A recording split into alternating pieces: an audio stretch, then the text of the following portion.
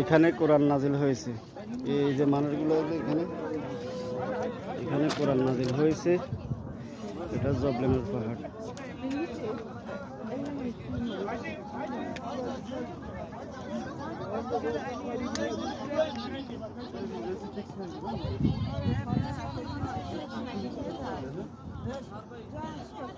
Neyse resim çekebiliyor musun? Yavaş. Neyse şuraya çıkartırsa çok iyi olur. Birkaç masa var. Düşme ama lütfen.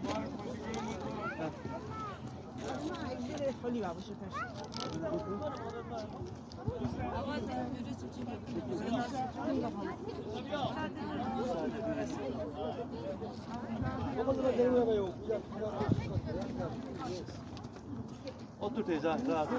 Tamam. Çek, o bekliyor.